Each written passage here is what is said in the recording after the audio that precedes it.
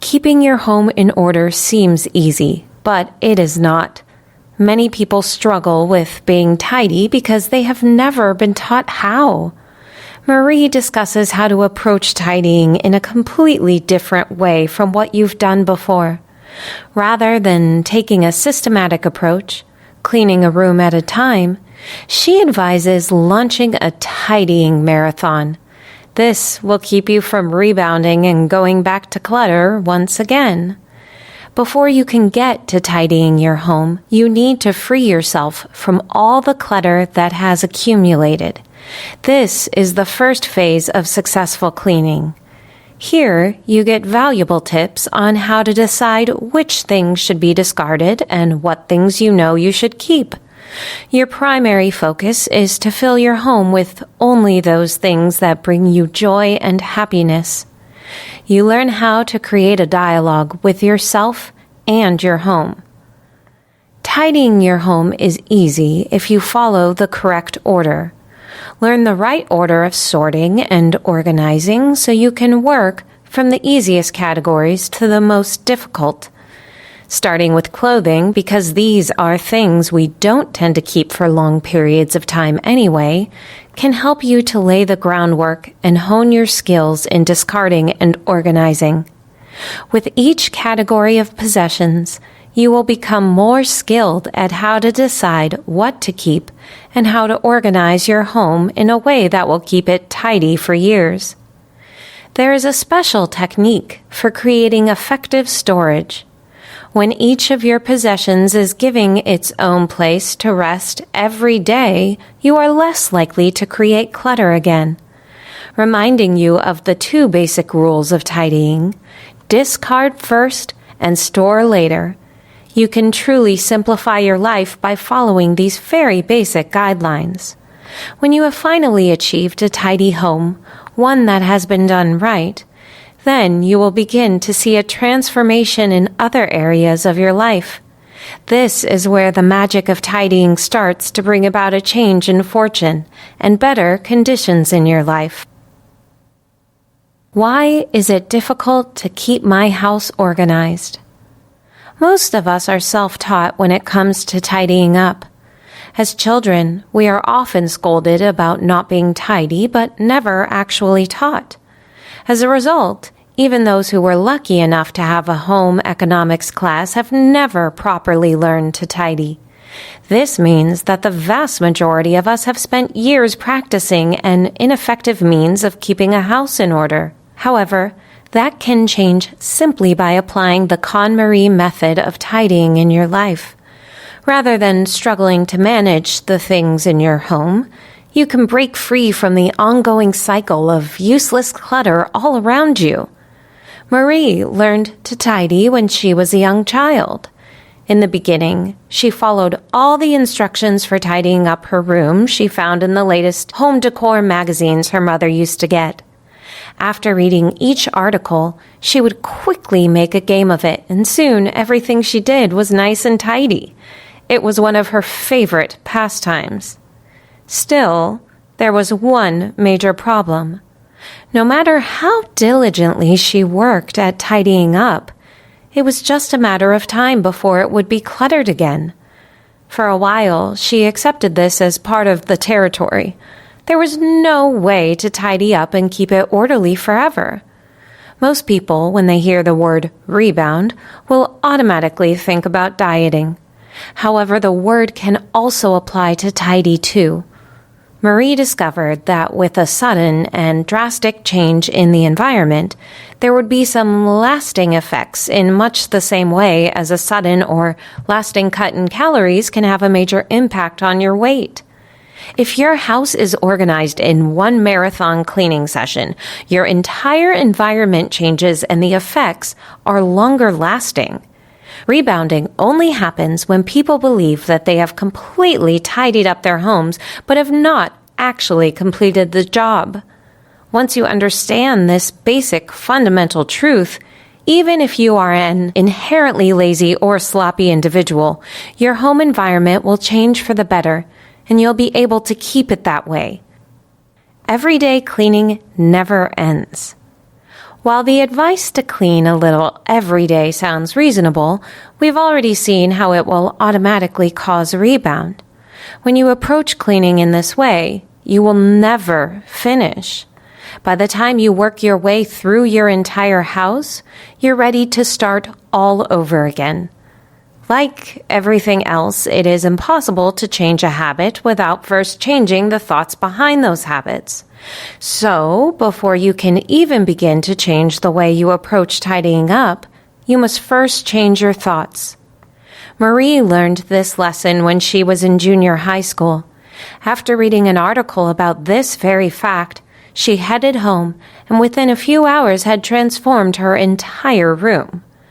After discarding 8 bags of things, she found herself with an entirely new spirit. She realized that tidying up all at one time helped her to make a huge shift in her mindset. The change was so significant that it touched her emotionally. She has even seen great success with her clients. Each one has not only been able to cut the clutter in their lives, but to keep it away. When you find that you are rebounding back to clutter no matter how much you try to keep it up, it has nothing to do with what you have in your home, but in how you are thinking about it. Cleaning one room a day or gradually cleaning may start off with an energetic push, but you are unable to maintain it. The main reason for this is because you are unable to see the results, so you are unable to experience the effects. As humans, we respond to tangible results rather than abstract ones. Therefore, by focusing on eliminating the things that clutter your life within a short period of time, you will have more extensive and longer-lasting results than those who work at it gradually. Aiming for perfection. The gradual process of tidying will fade because you don't see the positive results. Still, while you want to move through your home tidying up quickly, don't go so fast that you're not striving for a high standard, especially if you're not the type to keep pushing towards your goals without getting discouraged. Keep in mind that tidying is first mental and then physical. There are 2 different kinds of tidying you can do. 1, deciding whether to keep things or not. 2, deciding where everything goes. Anyone who can do these 2 things will be able to achieve perfection in their work. All that is needed is to pick an object, look at it, and make a decision. This method is not difficult and with the right mindset can be completed in one attempt, and then you will be able to easily maintain it. The brain on reset. Many people get the impulse to clean at very odd times. Usually this occurs when they are under stress. One might need to study for an exam but is unable to concentrate, so they focus on tidying up. This is not unusual, and most people experience this at one time or another. It occurs when the brain is craving a need for order. When things are chaotic, the brain can't function well, so it pushes you to clean. You might think that once you've started this habit, you would be able to maintain it. But in most cases, when the crisis is over and the pressure is off, you no longer have that drive to clean. Don't conclude that simply cleaning your house will relieve your anxiety. While it will give you some peace of mind, your anxiety levels will always return because a messy house is not the cause of your stress. This is a deception, and if you fall into this belief, you will never be able to look below the surface for what is actually causing you so much anxiety. You may have heard the saying, "A messy room means a messy mind." Any mess you find in your house is something that you have created. You're creating your own distraction and disorder. It is instinctive, and there is a reason behind it. You're distracting yourself from what is really troubling you. Address this by confronting your need for chaos. You might learn something about yourself. When you have a clean and uncluttered room, it gives you time to look inside and examine yourself. Then you will see what's really bothering you and what you're trying to avoid, thus giving your brain a complete reset. This is one important reason why the task of cleaning should be done as fast as possible. The act of tidying up is not your ultimate goal, but is merely a tool to help you learn more about yourself and what you need in life. Storing or hoarding. Don't be fooled. Like most people, you're probably thinking that tidying up is all about putting things away. While that can be a part of the problem, it is not the real issue you need to address. When you store things, you are focused on organization and convenience. Storing your clutter is not going to solve your problem. It only gives the illusion of tidy. What you need to learn is self-control. That's why your first step is to get rid of all the things you don't need and leave storage for the second step. Category versus location. Most people usually do their cleaning by room. For example, they may clean the kitchen one day, the bathroom another day, and the bedrooms on day 3 or 4. Their goal is to systematically work through the entire home one room at a time. However, with the KonMari Method, cleaning should be done by category, not location. This is because we often store the same things in several different locations throughout our homes. If your cleaning system is based on location, you'll find yourself cleaning the same thing several different times throughout the day. For example, if you have office supplies, chances are you have them in your workroom and maybe a few in your bedroom and some in the family room. That means you're tidying up office supplies 3 times that week if you're working on a location system.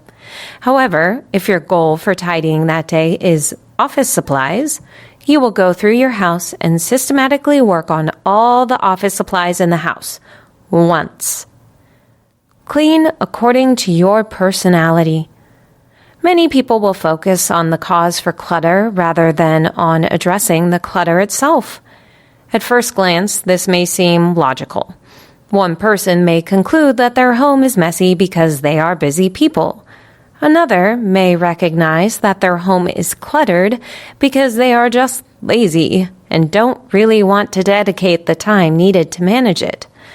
There is a myriad of reasons why a person's home may be out of control, but according to Marie, clutter is clutter no matter the reason. She concludes that when you cut through all the hype about an untidy home, it boils down to 2 simple categories. 1, a person's inability to discard things they no longer need. 2, a person who can't decide where their things should be stored. No matter who you are, these principles never change.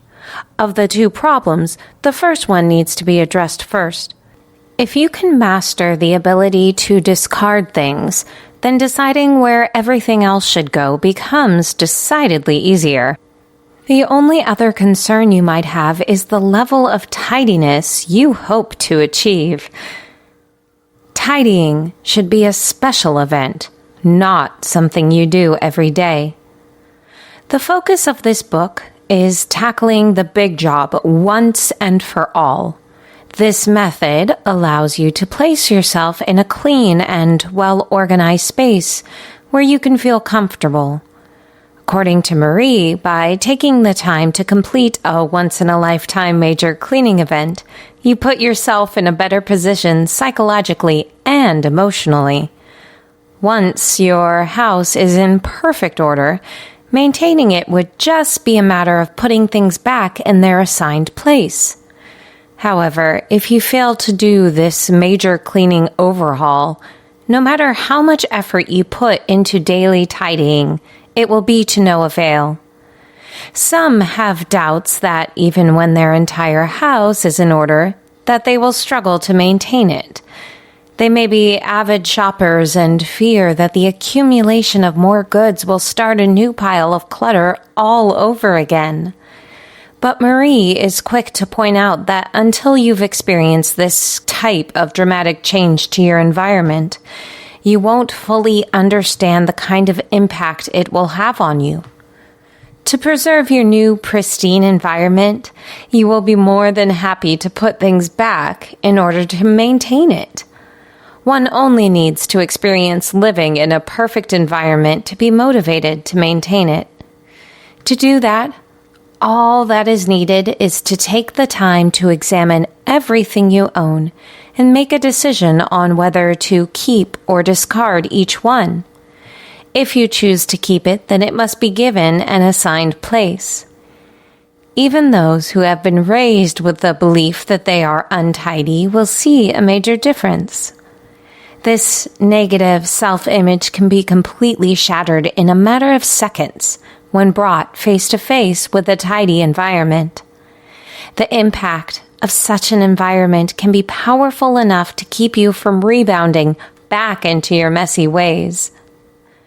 The act of tidying is about your relationship with objects, which are relatively easy to discard or move from one place to another. It is not difficult, and anyone can do it. By tackling the cleaning in one major session, your mind gets to experience a perfect environment and see how it contrasts with a messy one. It can also give you a clear goal to strive for. Once everything has an assigned place and everything is put where it belongs, you have an easy standard to use as a guideline. Just by following the simple rule of putting things back in their place, your home will never become untidy again. It will always stay that way, with the only exception of once or twice a year when you may have to dedicate an hour or two for some deeper cleaning, and you'll have nothing left to worry about after that. This will free up a lot of time that you can actually spend enjoying your space rather than worrying about it. If you would like to have this type of life, just know that it is not as difficult as it seems. And once you know the steps on how to tidy up your home effectively, you're already halfway there. Finish getting rid of stuff first. One of the most frustrating things you need to know about clutter is having to do it all over again in a few days. Over time, you will naturally accumulate more things, and as you add to what you already have, it can slowly take over your space. This is called the rebound effect, and is not the result of accumulating things, but is more likely the result of only tidying up halfway. When you do a thorough cleaning of your space, you are much more efficient and can avoid this negative rebound. In order to do this, though, you must have the right mindset. A complete transformation of your space means that you create a change so drastic that you feel as if you have entered into an entirely different world. It has to be a change so profound that it has an immediate impact on your mental and emotional state. A state so strong that you develop an aversion to going back to what you had before. This kind of impact only happens when your brain perceives a major change in a very short period of time. To accomplish this, you have to take a more efficient approach to your work.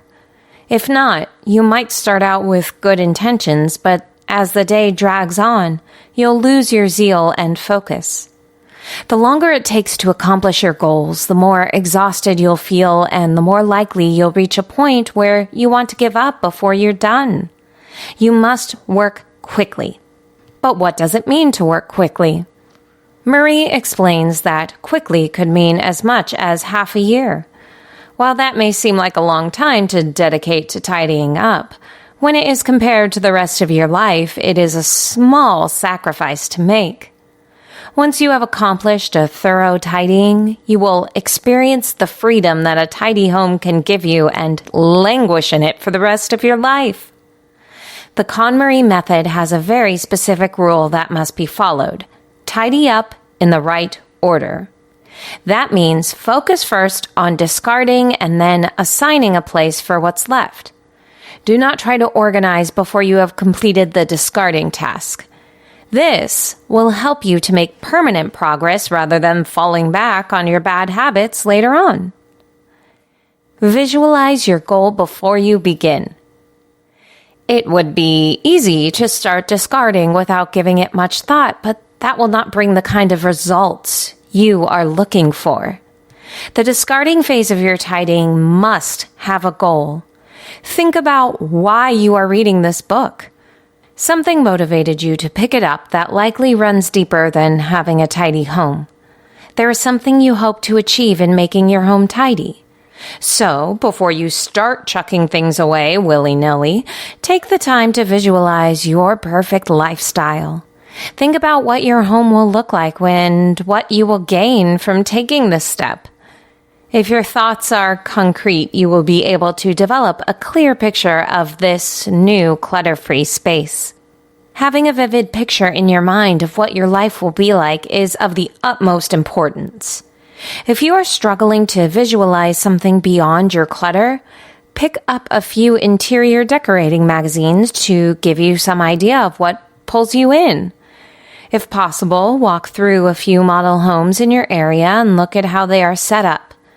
Pictures are great at grabbing your attention, and model homes can quickly give you a feel for what your body and mind respond to. Once your image is clearly embedded in your mind, start thinking about your whys. You want to look a little deeper to find out why you have chosen to live that way. Think back on the way you want your life to be and then think deeper. Everything we do is based on underlying goals. It may be to lose weight, to relax, or to refresh yourself for the next day. When you find your why, then you will know exactly which objects you want to keep and which ones you want to discard. As you do this, you will come to a basic understanding. Your ultimate goal is to be happy, but while that is usually pretty obvious, it is important to identify which things actually do make you happy and let it sink in. A complete understanding of your whys will help lay the groundwork for your next step. Does it give you joy? Now you are ready to decide which of your possessions to keep and which to discard. There are many reasons why you may choose to get rid of something. For example, when the object no longer serves a functional purpose for you. When something no longer works and cannot be repaired, when it is no longer in style, or when the event associated with it has passed. These are all obvious reasons to discard things, but with most things it is not always that easy. There may be times when you have no real reason to get rid of something. There are many rules that can be applied to help you decide to eliminate something. If you haven't used them in a year, pack them away for 6 months and then decide. Marie believes that as soon as you start focusing on the rules of discarding, you have already gone off track. She herself had the same experience as a young teen. So engrossed in the rules of discarding, her focus became getting rid of things rather than fulfilling her ultimate goal. The result was that even though she was tossing at least 30 bags of possessions a month, her tidying efforts were not improving. She began accumulating more things as she reverted to shopping to relieve her stress. Through all of this, the lesson she learned was to shift the focus. Rather than thinking so much about what we want to throw out, we should concentrate on what we want to keep. By looking closer at the objects in the room, we can concentrate our efforts on the things we cherish and love. This is how she came to the conclusion that each item needs to spark joy in the user. If it does not, it should be eliminated. It is important that you physically handle each item, giving it careful consideration. Avoid just opening up a closet and tossing things based merely on a cursory glance. When you touch an object, your body has a physical response. This is different for each item, so you must handle each one separately. The purpose of tidying is to get joy from your space. This is why finding joy in the item should be the only criteria for deciding what to keep and what to get rid of. If you do this, you will live in a space full of things that will only bring you joy, and thus resetting your life and giving you a completely new mindset. Tackle one category at a time. Again, avoid tackling a large group of varied items at the same time when you're looking for joy. As was stated in Chapter 1, don't do this by tackling a single location in your home because similar items in a home are rarely stored in one single place. In fact, you can usually find them in several different areas around your home. The approach should, therefore, be by category, not location. Your first step should be to gather everything in the house that falls in the same category. Pull them from every location and collect them together in one single spot. Search every area in the house and spread everything out on the floor. Then take your time and pick up each one and hold it in your hand. If it brings you joy, set those in the keep pile. Do this for every category in the house until you have completely gone through everything. You may need to create subcategories to help you narrow down your choices. Clothes could be broken up into tops, socks, pants, shoes, etc. Do this with each subcategory. It is important that you first gather everything and bring it to one place. This will help you to be aware of just how much stuff you have accumulated, which might very well surprise you. It also allows you to compare similar items so you can simplify your decision. Another reason for bringing everything out in the open is that it forces you to give it all some serious thought. When things are hidden away in drawers and closets, they are out of sight and don't require much thought. This will jolt your mind into action, so don't let anything slip through your fingers. Do this with everything you own. Don't start with sentimental items. One of the fastest ways to derail a tidying project is to start with your sentimental items. No matter how dedicated you are at the beginning, when you start this way, you'll find yourself lost in sentimentality. Never start with the category you like. These make it quite difficult to decide what to discard, and is usually the number one cause for stopping halfway. Anything that brings up memories of the past. Photos, trinkets, etc. are best left until the end of your project. Sentimental items generally are much more difficult because you usually have more of these items than any other category, and they are the most difficult to part with. In addition to considering the physical value of these items, you must also think about their function, the information it provides, and your personal emotional attachment. It is normal to have difficulty getting rid of something you still use that contains valuable information and has emotional strings attached. Tackle the job by choosing the easier categories first. You will work much faster, and you can gradually begin to take on the more difficult categories. In most cases, clothes are the easiest because they rarely have long-lasting value anyway. Photos and letters, though, usually have a strong sentimental attachment and are considered to be one of a kind. The best order should be 1. Clothes, 2. Books, 3. Papers, 4. Kimono, miscellany, 5. Mementos. By sticking to this sequence, you can use the easier categories to hone your intuitive skills needed to determine what sparks joy that you can rely on later with the more challenging categories. Keep your family out of it. Tidying like this produces a lot of unwanted stuff, which can cause more trouble than it's worth with your family. Tidying is your process to go through, and while one item may not spark joy for you, it can be difficult for those close to you to see it go. Inevitably, When they see the massive amounts of things you're going to discard, they will be compelled to retrieve them, even if they don't actually need it. It can be extremely stressful for them to see things going out in garbage bags. Just the sheer volume can be all that is needed to overwhelm them. Keeping your discard pile discreet is an act of love and protects them from feeling the need to replace those things that you choose to discard. Of course, there is nothing wrong with someone else in the family using the things you choose to discard, but this should be done before you start the separating work.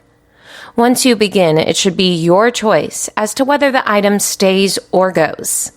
If during the tidying process you find something another person needs, give it to them as a gift.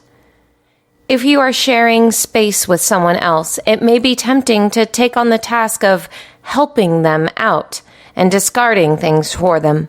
While your intentions may be noble, this strategy rarely yields positive results. Resentment and a lack of trust usually develop when you do this. The best way to get others around you to tidy up is by setting the example.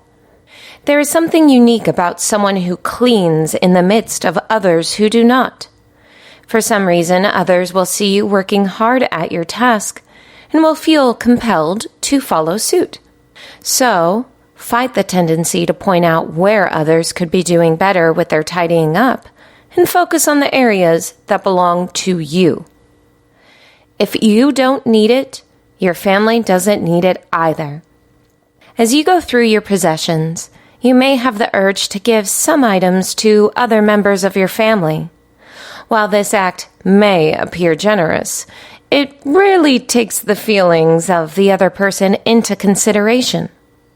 Clothing is a perfect example of this. You may not be willing to discard some items that don't spark joy, so you choose to hand them down to someone else in the family. The result is that you are transferring your clutter to them.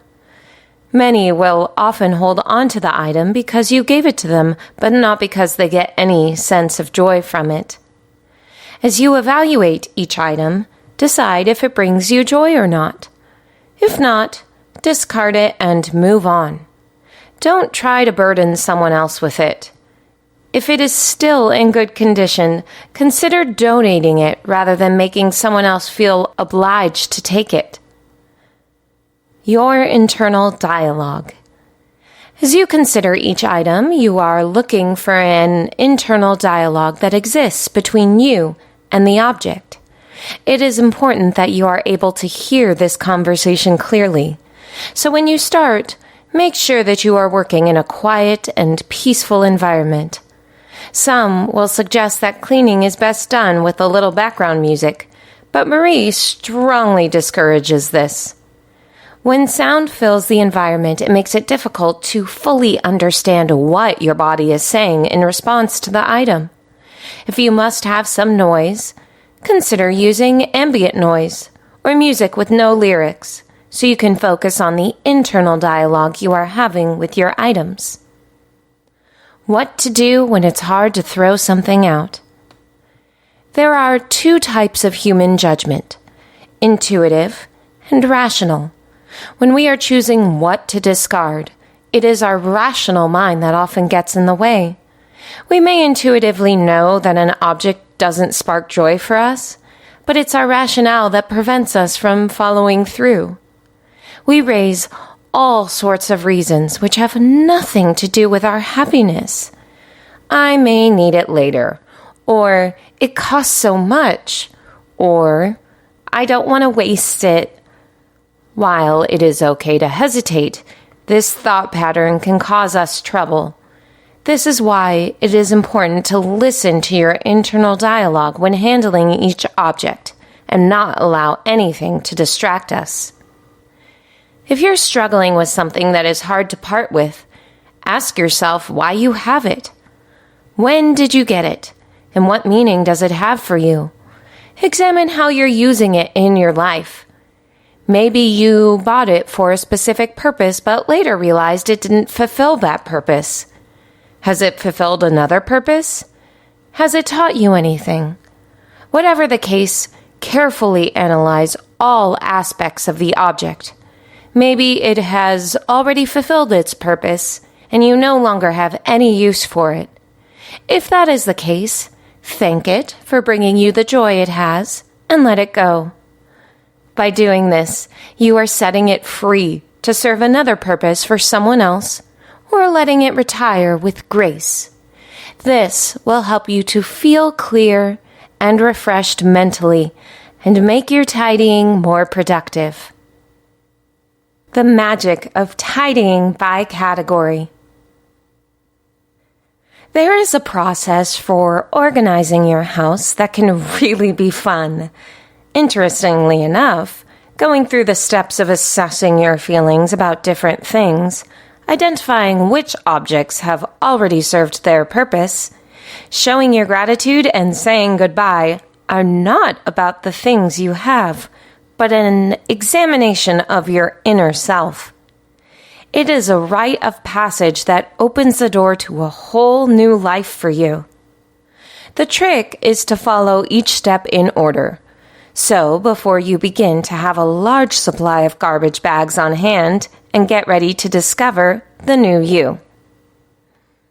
If you follow the right order, clothes, books, papers, kimono, and sentimental items, everything will be surprisingly easy. Clothing. Marie recommends when you're working with clothing that you separate everything into subcategories and address each subcategory separately. Tops, shirts, blouses, sweaters, etc. Bottoms, pants, skirts, shorts, etc. Clothes that must be hung up. Jackets, dresses, coats, suits.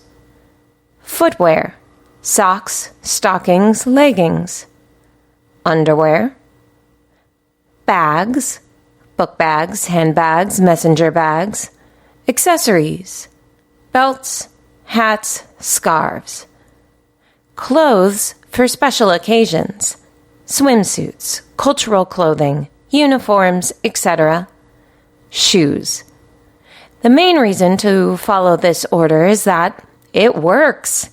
You will get through the process much faster and you'll begin to see the results much more quickly, which will motivate you to continue. You will receive an energy boost and your level of joy will increase because you are keeping only the things you truly love. Everything goes on the floor. Your first step is to go through the house and collect every item of clothing and put it all in one spot. Be thorough and include everything. Make it a rule.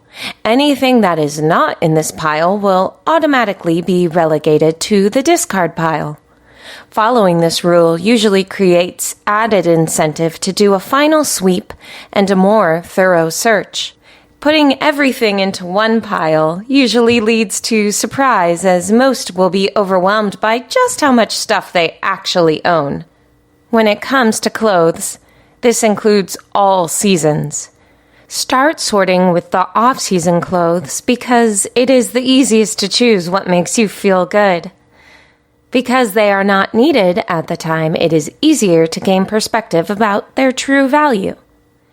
In addition to deciding if it brings you joy, ask yourself questions like, do I want to use it again next season? Would I wear this now if the climate changed? If you can say no to both of these questions, toss it in the discard pile. If you say yes, then it goes in the keep pile. Don't worry if your discard pile appears to be much larger than the keep pile.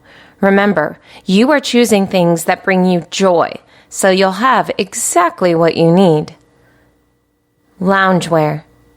Some people get into the habit of keeping clothes they no longer need under the guise of using it as loungewear.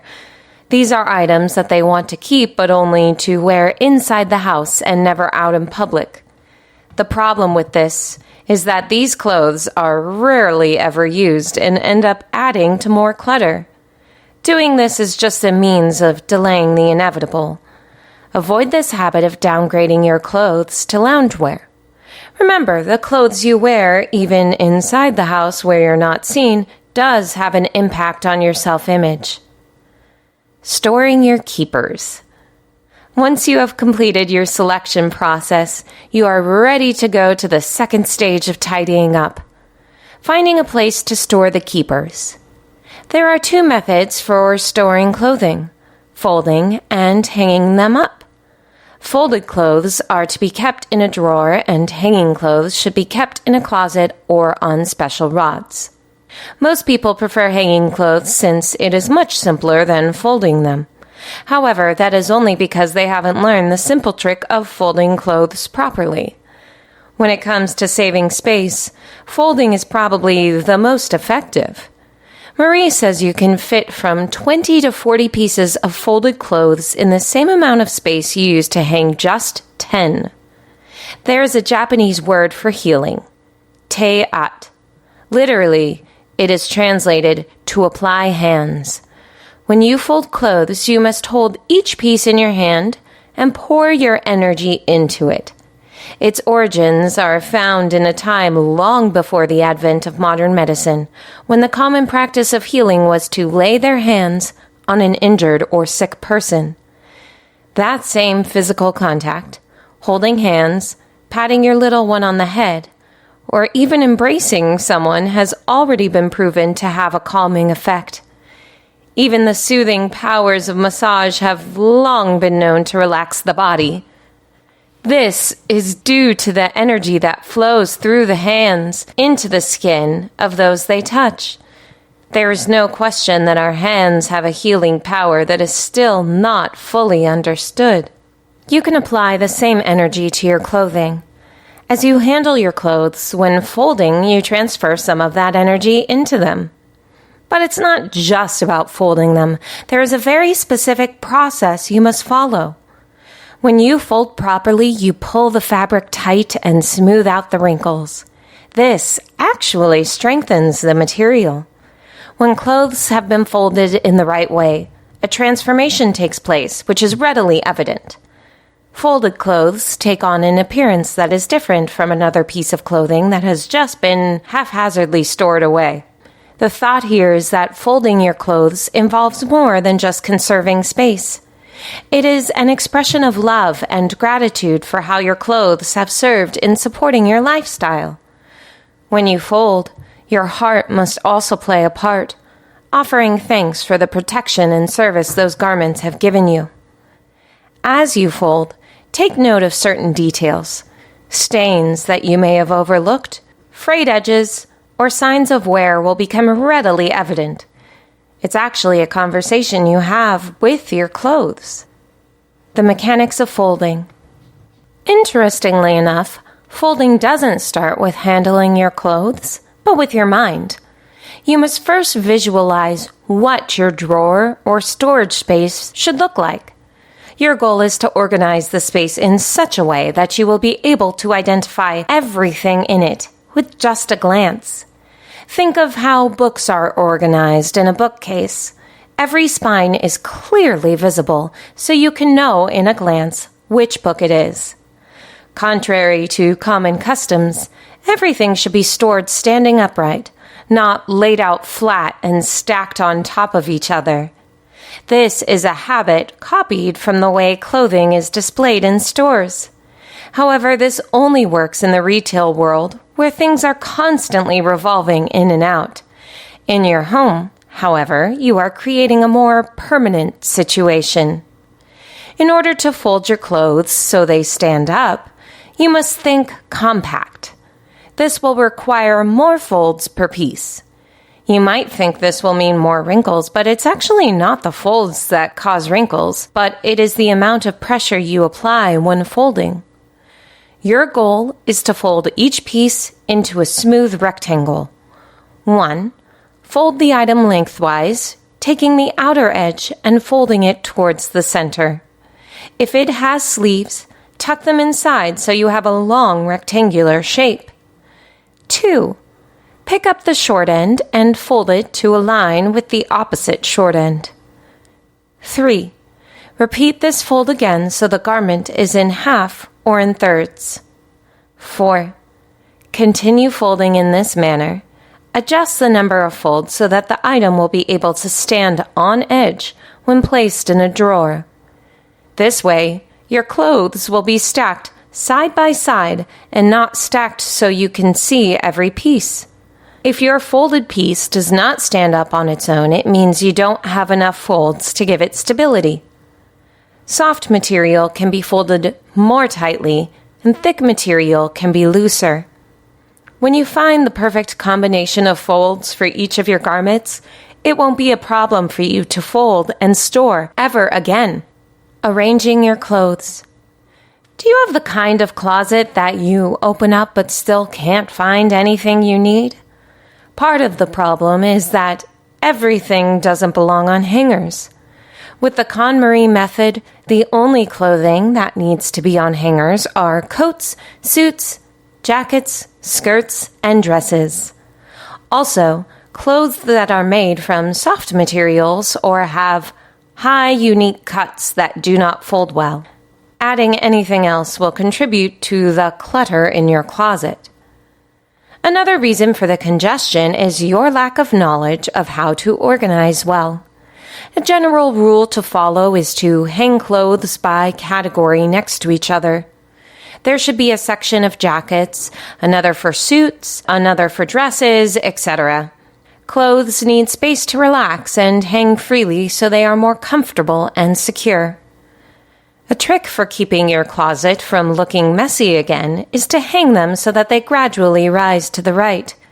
Hang your heavier and longer pieces on the left side of the closet and the lighter, shorter pieces on the right side. Heavy doesn't just mean in weight. The word heavy can also apply to the color.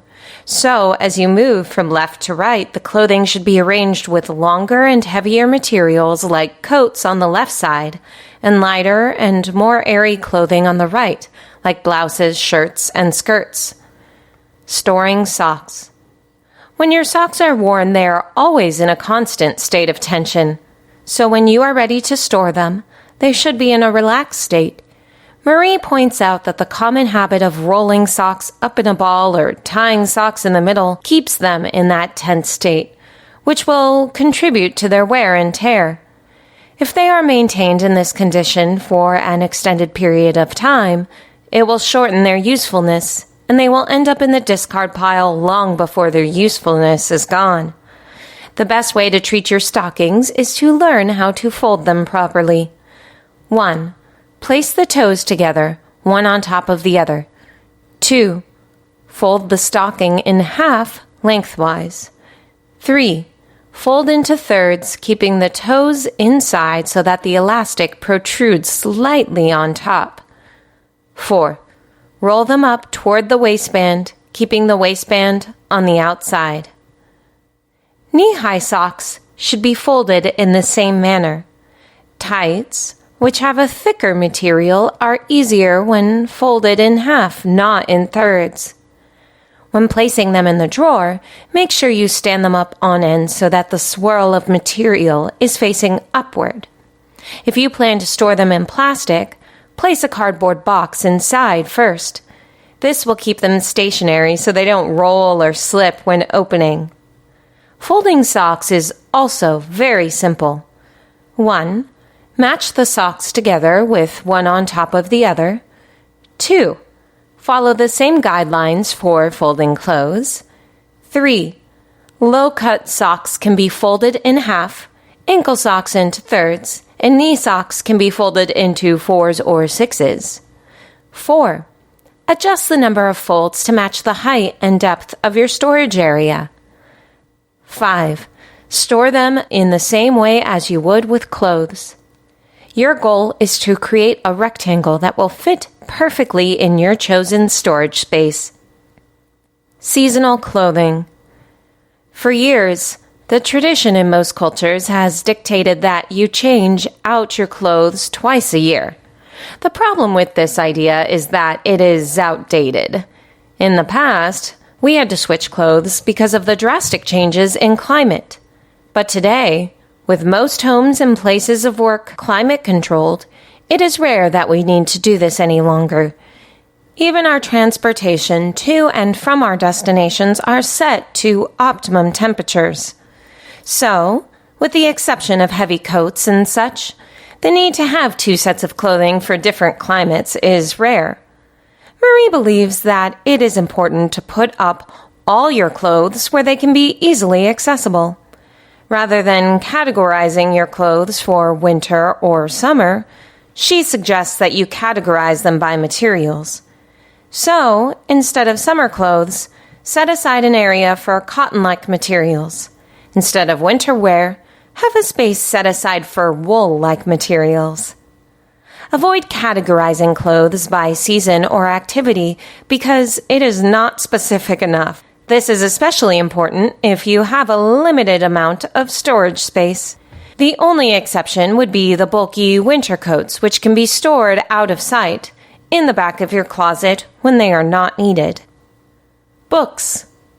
Once your clothes have been sorted and organized, you can move on to the next category, books. Most people tend to have difficulty saying goodbye to books. Marie believes that this problem does not necessarily have to do with the books, but with how you decide to let them go. Many people have no idea just how much reading material they have. Because there are so many different subcategories for books, it is hard to know until they are all spread out in front of you. Just like with clothes, you must take all of your books and pile them up on the floor so you can see what you have at one time. This may seem strange at first, especially since books are usually arranged in a neat line on a shelf. However, you must remember that to choose which books to let go and which ones to keep, you must handle each one. Divide the books into the 4 main categories: general reading, books read for pleasure; practical reading, reference books, nonfiction books, cookbooks, etc.; visual books, those that include photographs, coffee table books, collections, etc., and magazines. When you have them all collected together in one area, pick up each one and decide if you will discard or keep it. The same criteria apply. If it brings you joy, it goes in the keep pile. If not, discard it. It's important that you pick up and touch each one, but what you don't want to do is open it and start reading. This can cloud your judgment. Your decision should be based on your feelings. Books you haven't read yet. Some may have a collection of books they have yet to read or books that they plan on reading again. Before you decide to keep them, think back on how many books you have actually read more than once. For most people, the number will be very few in comparison to the number of books they actually have. While there may be some people who will read many books over and over again, they are the exception rather than the rule. Take the time to stop and think about the actual purpose the book serves. Keep in mind that it is not the book itself that serves you, but the message it contains. It is specifically designed to impart information.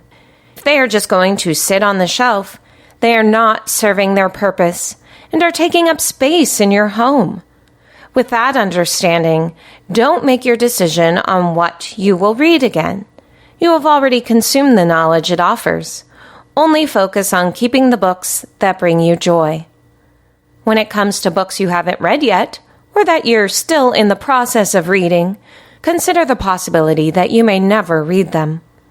You may have the best of intentions, but reality dictates that those you plan on getting to sometime may never be done. For many, sometime never actually materializes, and you'll just have a vast collection of books that is gathering dust in your home. Sorting paperwork. Papers are often one of the biggest challenges you can have when tidying up. Because most of them are related to unpleasant tasks, they rarely spark the joy needed in making a choice to keep them. But necessity dictates that many are kept for an extended period of time. With the KonMari Method, the simplest way to make a decision is to throw away everything except papers that fall into 3 different categories. 1. Papers that you need now. 2. Papers that must be kept for a limited period of time. 3. Papers that must be kept indefinitely. Everything else should automatically go in the discard pile. One exception is papers that may hold sentimental value. Diaries, old letters, etc. These papers usually do give you a sense of joy or some emotional feelings. These should be put aside until you reach the category of sentimental items. For the remaining papers you need to keep, these can be divided into 2 categories. 1. Papers that you need to save. 2. Those that need to be addressed. Anything that requires you to take action can be gathered together in one location. Once they are given an assigned location, do not allow them to be placed in any other part of the house. Make use of a vertical organizer so they can be stored in less space. For the papers that you have to keep, they can also be divided up into different categories. Marie suggests that they are separated by frequency of use. Those that need to be used regularly can be placed in a book-like folder and kept in an area with easy access. Papers that are not used as often, like leases, insurance policies, warranties, etc., keep them in a clear plastic folder and store them in an out-of-the-way area. Storing papers is very simple. Since there are only 3 categories, you should only have 3 folders to keep them. Your goal is to focus your efforts on the folder that needs attention and try to keep it empty or close to empty at all times. When dealing with papers, there will always be some that don't seem to fit in any category. Lecture materials, credit card statements, and old pay stubs are rarely looked at after they have been reviewed once. Warranties for electrical appliances and greeting cards are likewise rarely looked at after the first perusal. With the KonMari Method, it is best to keep them in a temporary file and discard them as soon as they are no longer needed. Kimono. Kimono can be very frustrating. These can include a large range of things from small gadgets to spare buttons. They usually end up in odd places around the home because there is no clear place for them to belong.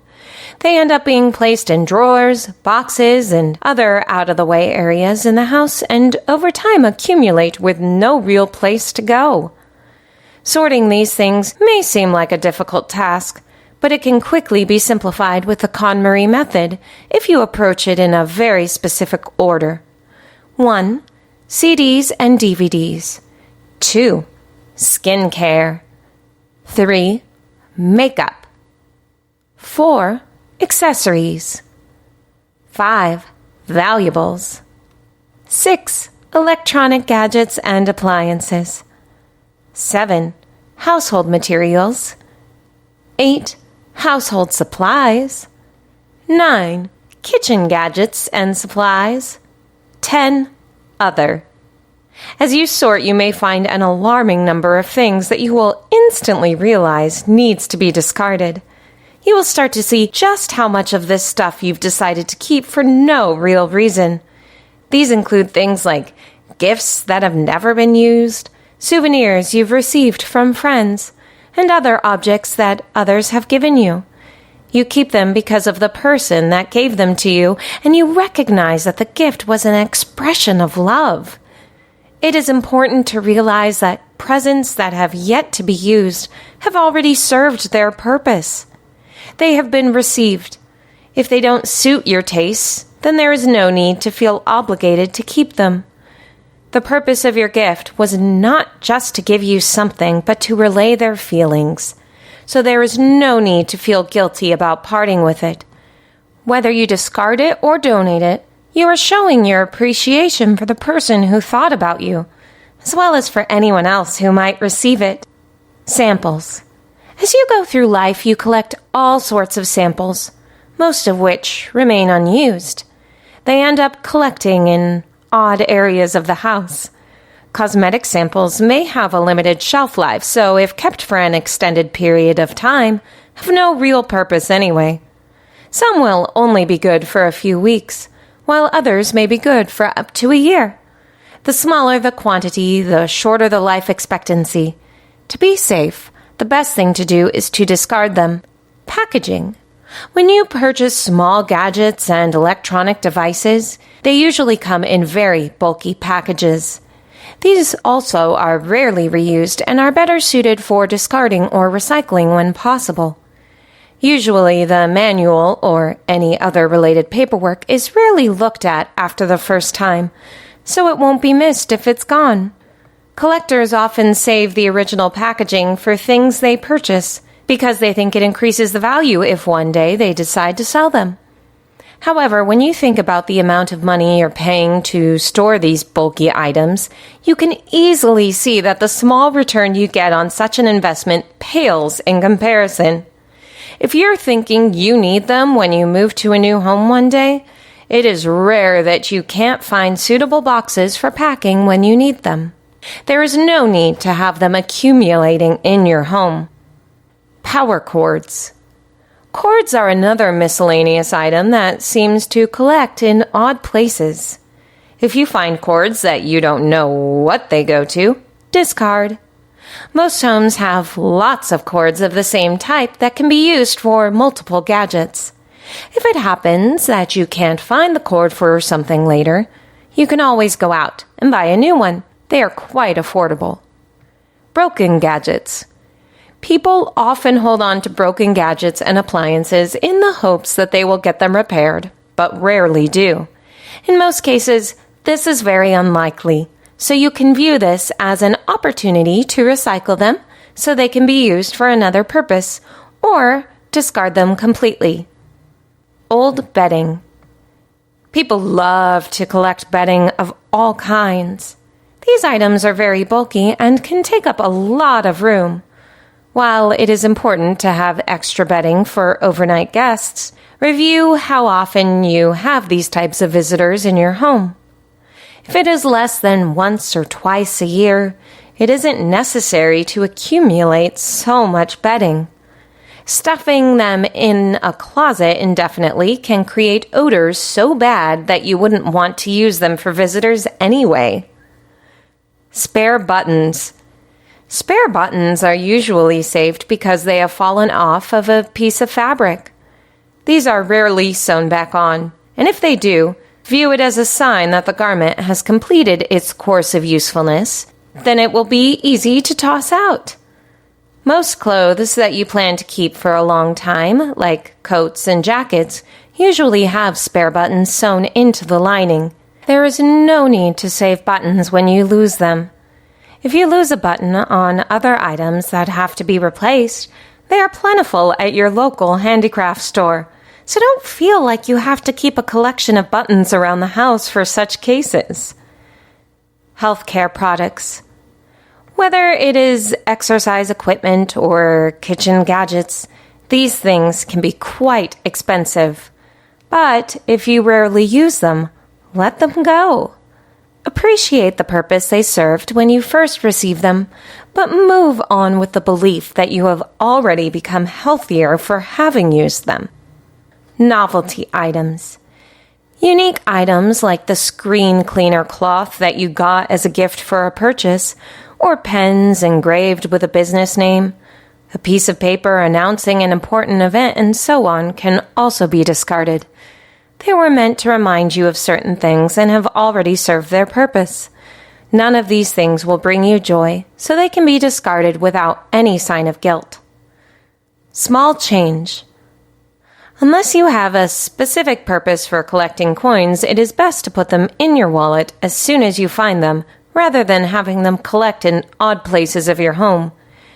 In your wallet, they can be used for their intended purpose, as money rather than sitting aside in a darkened corner collecting dust. If you are saving for a specific purpose, your loose coins can be gathered and taken to a bank, rather than wasting away in a forgotten corner or drawer. Sentimental items. The final category for organizing is usually the hardest. These could be all sorts of things that you have accumulated for different reasons because of their sentimental value.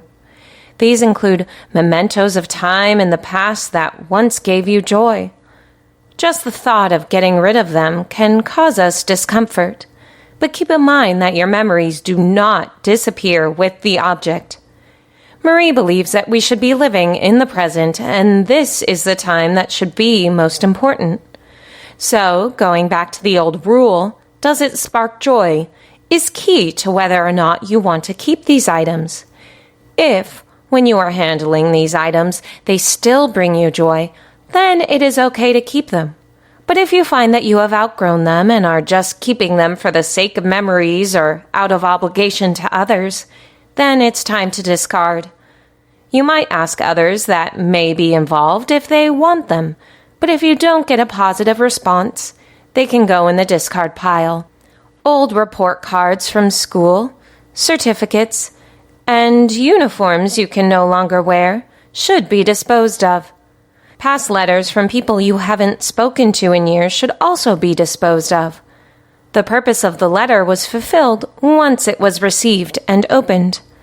Chances are that the person who wrote them has moved on in their life and has completely forgotten all about it. Other accessories should be treated the same way. Holding on to these things could cloud your judgment, and you could be missing out on things that are happening today because you are holding on to the past. Photographs. It is best to keep photographs to the very end. This is because as you go through the other phases of sorting and discarding, you are developing your intuitive skills for what brings you joy and should be kept. If you tackle these earlier in the process, you will probably falter in your efforts to get tidy. When you are ready for this phase, make sure you set aside a little time to do this. Start by taking all of the photos from their albums and other places where they have been collected and set them all in one place. Look at each one at a time. Keep in mind that the purpose of a photograph is to record a certain point in time.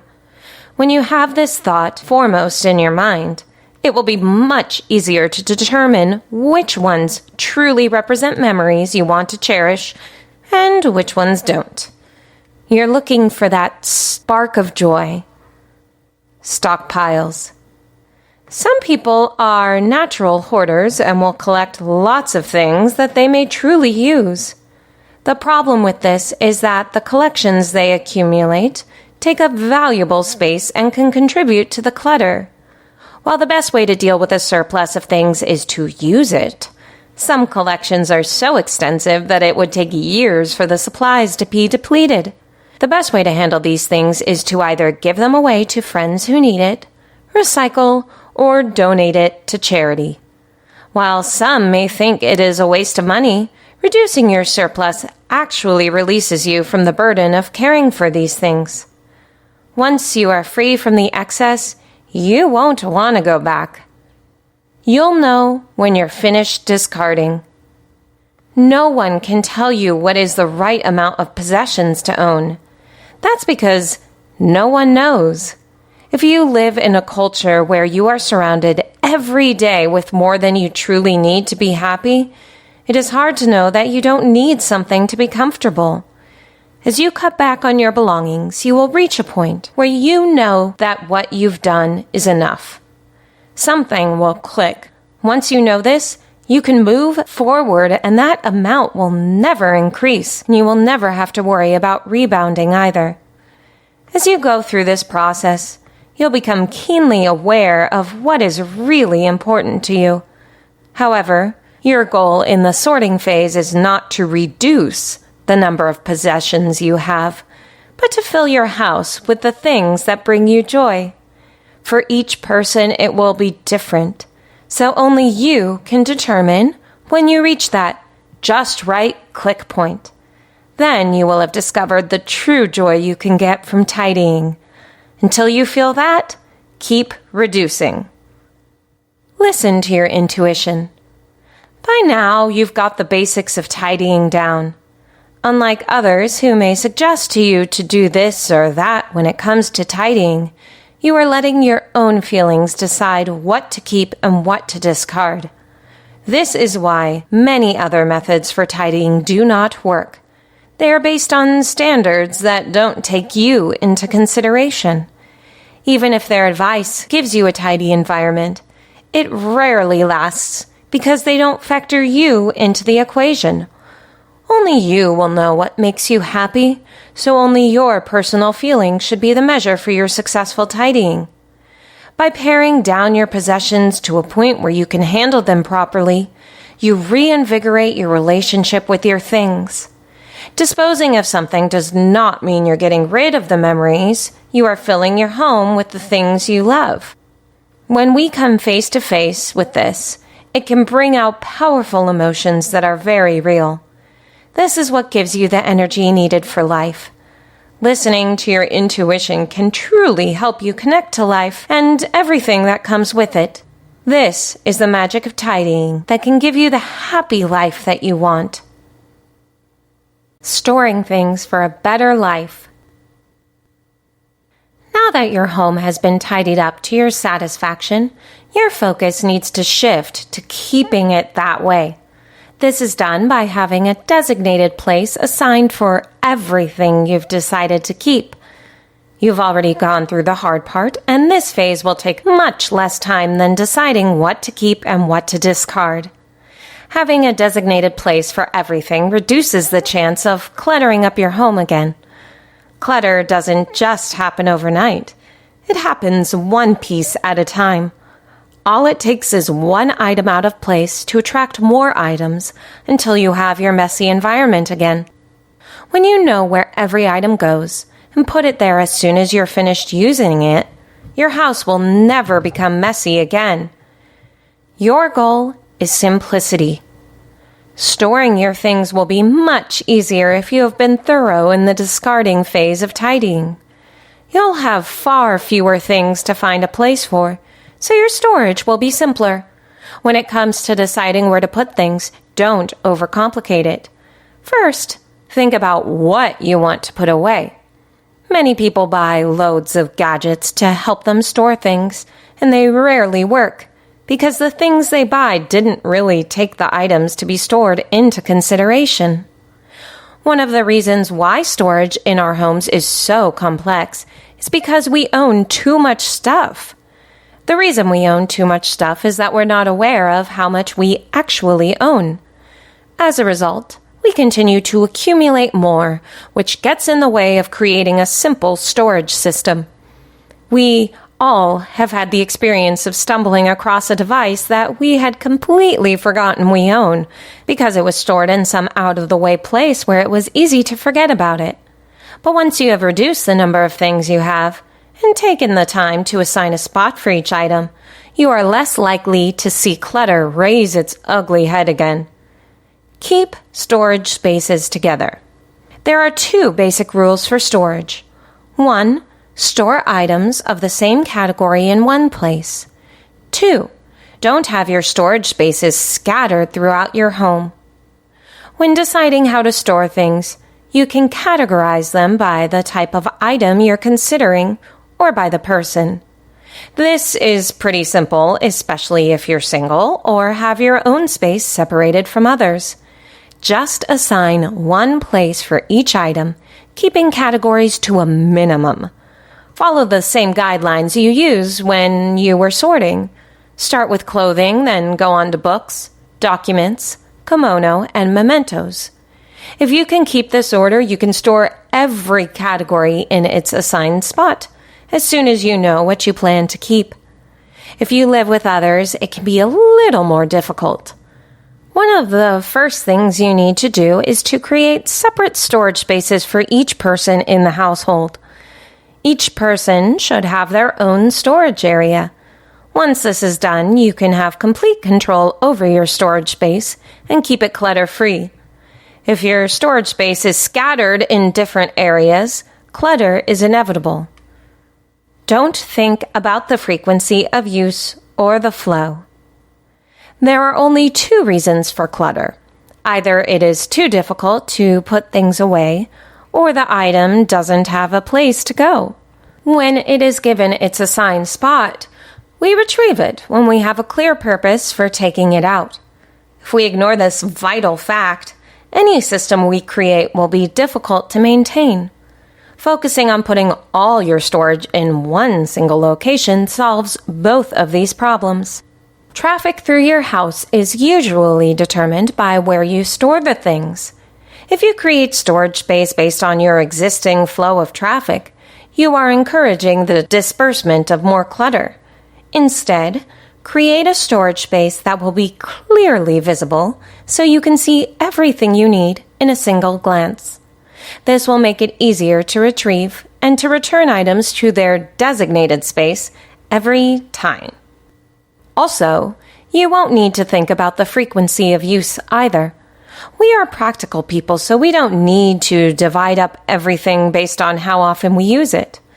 We will naturally place the things we need more often within easy reach, and the things we need less often will be pushed to the back. You don't need to have a special divider separating these things. Marie has one simple guideline on this matter. When you are choosing what to keep, ask your heart. When you are choosing where to keep it, ask your house. If you remember this, you will instinctively know where everything goes and how to proceed. Never pile things on top of each other. People love to stack things, books, papers, clothes, etc. The end result may look neat, but it invites chaos. The best storage methods are vertical. If you are using boxes or other types of storage containers, stand them up on end. If you're storing your clothes in them, roll them up and stand them inside. You can do the same for everything else you store. Using vertical space solves almost all storage problems. There are two main reasons why vertical storage works best. One, stacking things on top of each other usually means that something gets buried and it is difficult to find. Two, this can be hard on the items that are at the bottom of the stack. You no longer need commercial storage items. In line with keeping everything simple, the only storage items you'll need are plastic drawers used for storing clothes and miscellaneous items, a few cardboard drawers, and a rattan basket for laundry and linens. All of them can be kept handily inside your closet and out of sight of the rest of the house. Of course, your kitchen has its own built-in cabinets and shelving, and the bathroom has its own storage area. If you use each of these wisely, you don't need anything else. There is no need to invest in special dividers or any other handy-dandy storage gadget that may be currently on the market. Marie believes that the most effectively used item for storage is a shoebox. It is perfect for size, durability, ease of use, material, and attractiveness. Ask your friends for old shoeboxes you can use to organize your stuff. Store bags inside other bags. Doesn't matter what type of bag you have, handbags, purses, etc., when they are not being used, should be kept empty. This can take up a lot of space, and since they can't be folded, it can easily complicate storage options. By keeping one bag inside another, you not only protect the integrity of the bag by keeping its shape, you can drastically reduce the amount of storage space you need. Try putting similar types of bags together. This means handbags that are made of the same type or similar material. Dividing them up first by materials means that when you need a certain type of bag, you only need to take out one set to get what you need. Just avoid storing too many handbags in one. Try sticking to no more than 2 bags inside one larger one. This way you won't forget what you have. You can do the same idea with backpacks. You can store them all in a single location this way. Empty your bag every day. Most of us fill our bags with things that we need every day. Our wallets, credit cards, transportation passes, ID cards, and other essentials, so we don't really see the need to empty our bags on a daily basis. However, not only does this increase the wear and tear on your bag, it is an invitation to accumulate clutter without realizing it. Appearance is important even in your bag, so make a habit of organizing the contents of your bag in the same way you would organize your closet or dresser drawers. Find small boxes or cases that you can use to separate the items, so it will be easy to take out and put back. This way, your bag gets the rest it needs at the end of the day, and you know exactly what you need each time you walk out the door, never carrying anything you won't need for the day. Protect your floor space. Large items, like suitcases, golf clubs, musical instruments, and other out-of-the-norm size items, usually end up taking up a lot of floor space. However, if you have organized your closets well, you can find there is more than enough room to keep all of these large items inside. The most effective method for organizing your closet should be as follows. 1. Off-season items like seasonal ornaments, sports gear, or mementos should go on the top shelf. 2. Photo albums or wedding albums should go on the top shelf standing up just like they would be on a bookcase. 3. Regular clothes can be hanging up or folded and placed in clear plastic boxes or cases. 4. Bedding should be placed on an upper shelf where it will be less humid or dusty. 5. Bottom shelves can be used to keep electrical appliances like space heaters or fans. Imagine your closet as a small room rather than a storage space, and you'll be able to see how to organize it much more efficiently. Avoid putting things in the bath or kitchen sink. Bathrooms and kitchens are the most humid places in your home, so they are not the best locations to store toiletries, even if you do plan to use them every day. It is best to keep all shampoos, conditioners, soaps, and anything else stored in a dry location until ready to use. Not only does it make your bathroom look tidy, it reduces the exposure to excessive moisture, which will have an impact on their quality.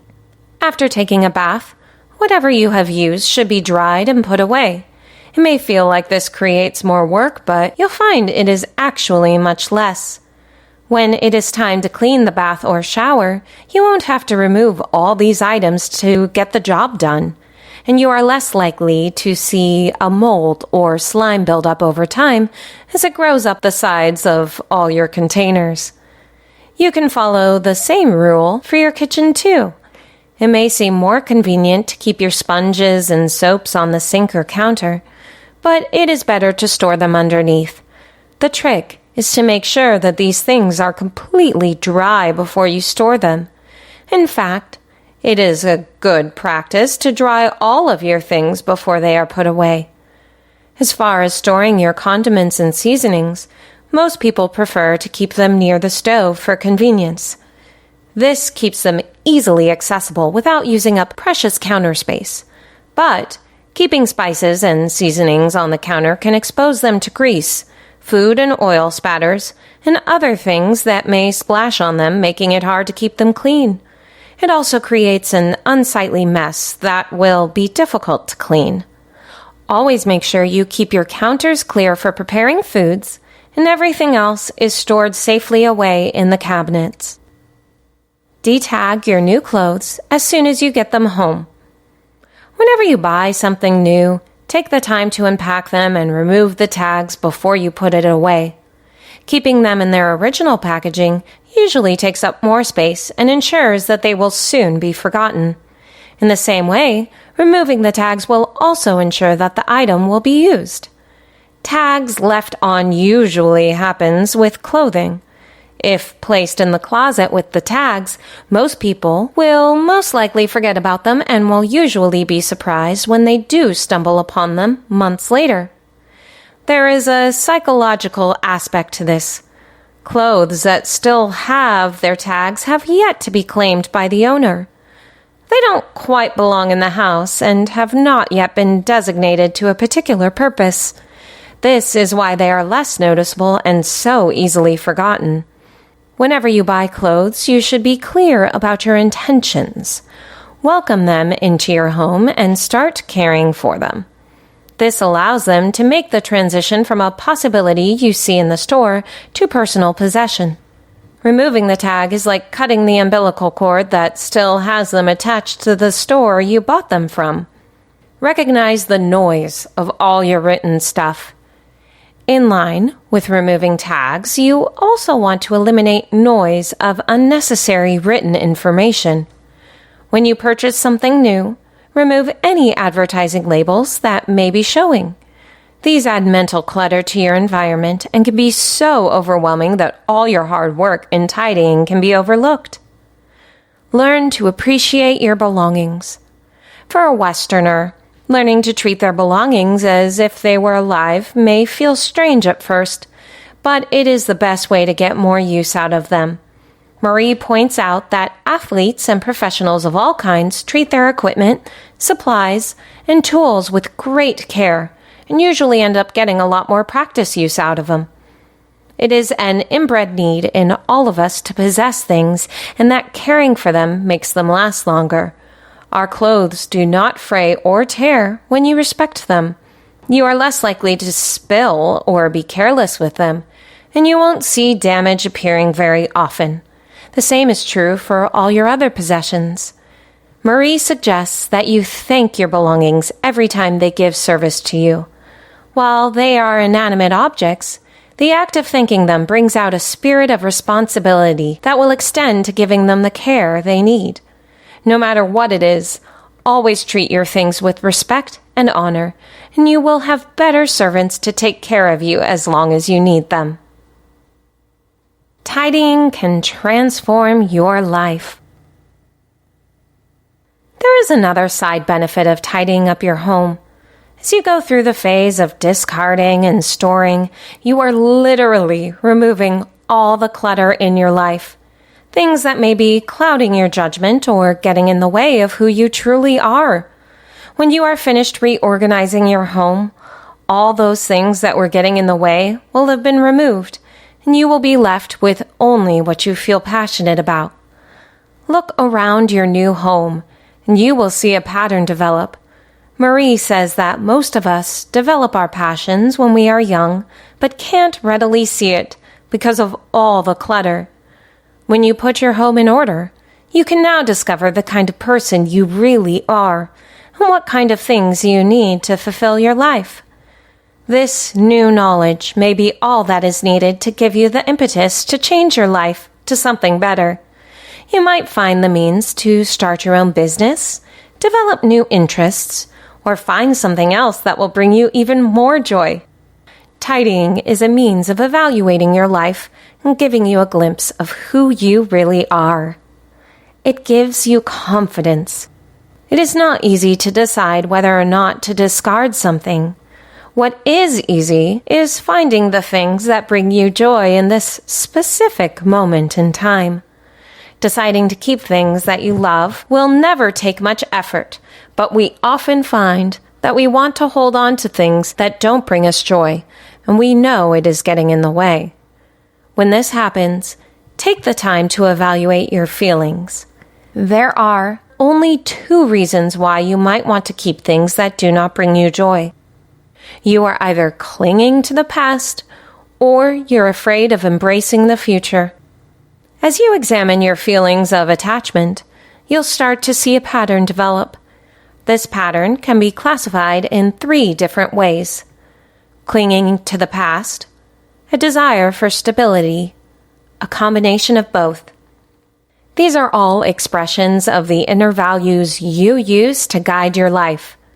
The things you own are a direct reflection of the kind of life you want to have. When you are too attached to a past life or are too afraid of what the future holds, it has a powerful influence on the things you choose to own and is the basis for all your choices in life, including relationships and employment. A woman who is concerned about her future stability will choose to enter a relationship with someone based on the things she feels she needs. Her choice will not be based on someone who she truly enjoys spending time with, but on the person who can give her certain advantages. The same could be said of one's choice in career. The person who lacks confidence in the future is likely to choose a career because it provides more benefits and advantages, something that will provide stability. Her passion or desire for the work is rarely considered, if ever. By the same token, someone who is clinging to the past may find it difficult to have a new relationship because she can't stop thinking about the old boyfriend. She will struggle to try new things, even when she knows that what she has now is not working. When you allow these 3 thought patterns to prevent you from getting rid of things, you won't be able to see what you truly need at this present moment in time. We don't know what will truly give us satisfaction or what we're looking for. So, we continue accumulating things that bury us, both physically and psychologically in clutter, which continues to cloud our judgment. The best way to find who we are as a person and what we need is to get rid of all that clutter that is getting in the way. This can be a very painful process, but it is only when you go through it that we can truly appreciate the relationships we have had with them and have the confidence to face our inner selves head on. We can either face them right now, sometime in the future, or avoid them for the rest of our lives. If you choose to face them right now, you will learn what you really value and cut away much of the doubt and confusion you have in making life choices. The sooner you face this fact, the better and the easier it will be for you to let go. Learning that it's okay to do without. The number of things discarded from your household could be pretty significant. Marie tells us that of all of her clients, the most discarded by one family was 245-liter bags. Even though it can be painful letting go of so many things, there is never any adverse effects from it. This is because, throughout the entire tidying process, one learns that they can do without. This doesn't mean that there will be no regrets. Habits are not easily changed with a single decision, but the benefits of this transition will far outweigh the negatives when you consider all the facts.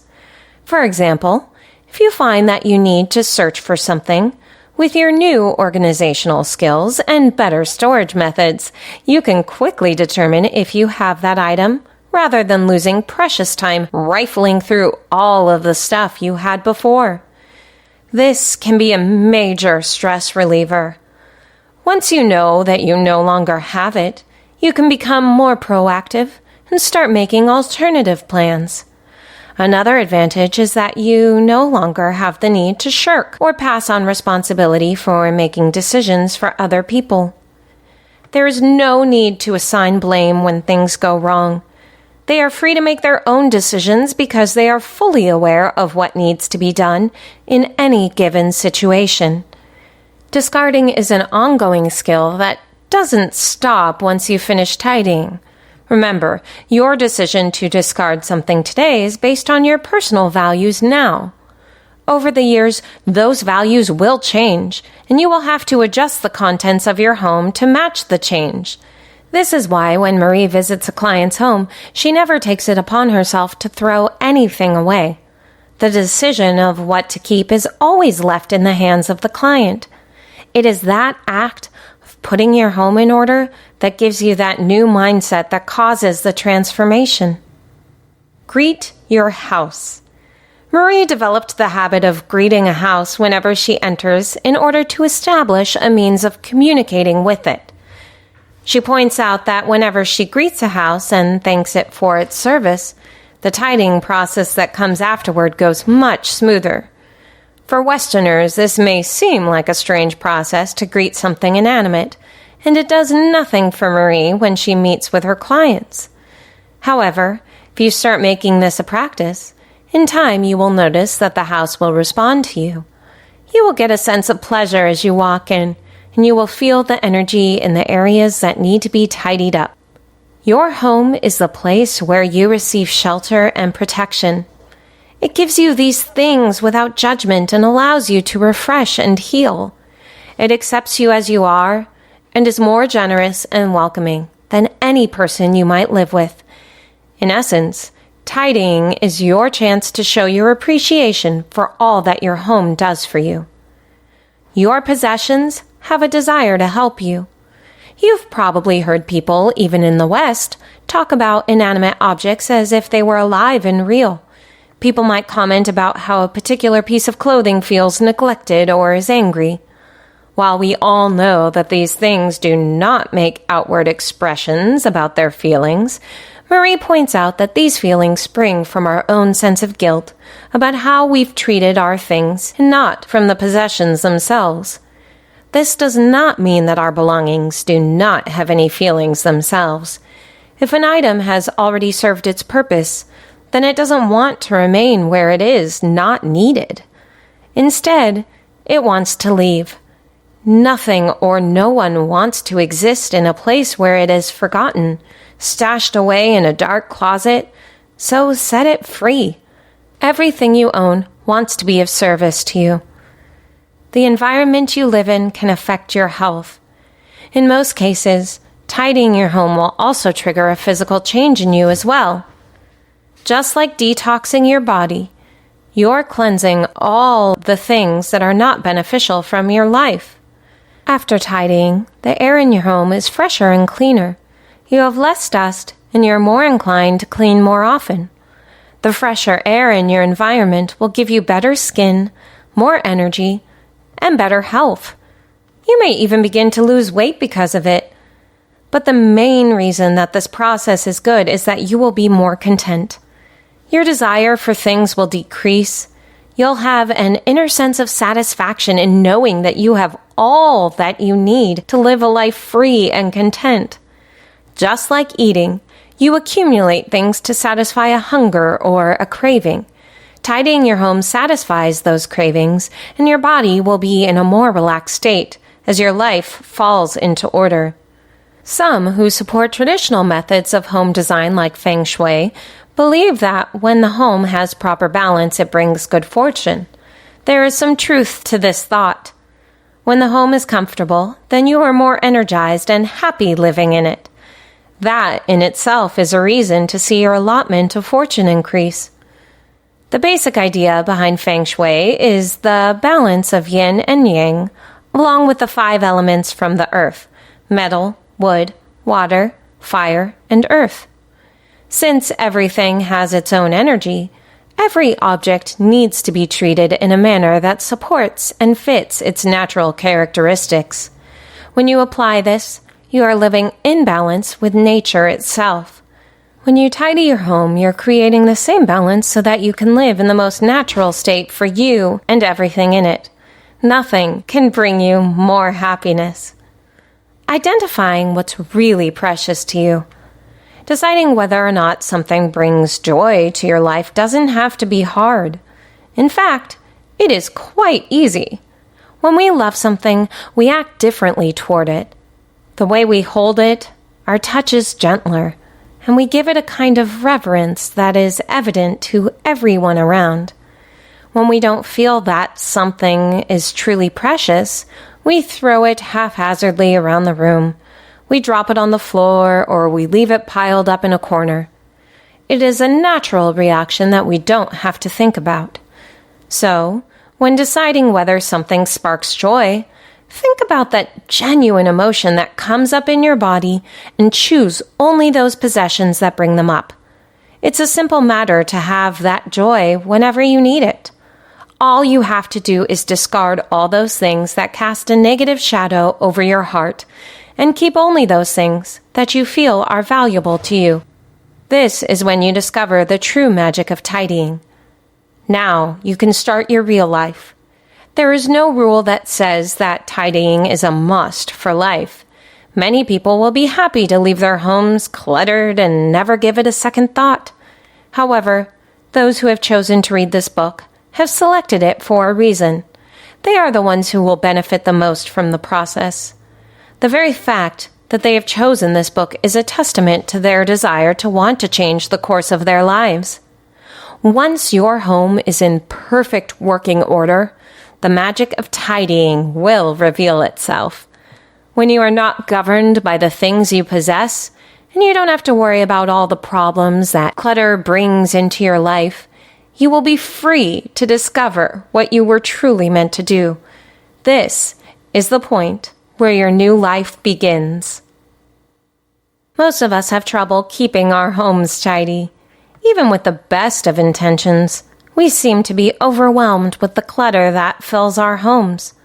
With the Marie Kondo's KonMari Method, we learn that regardless of our personality and the kind of person we are, our troubles do not exist because we are messy, but because we are inundated with things.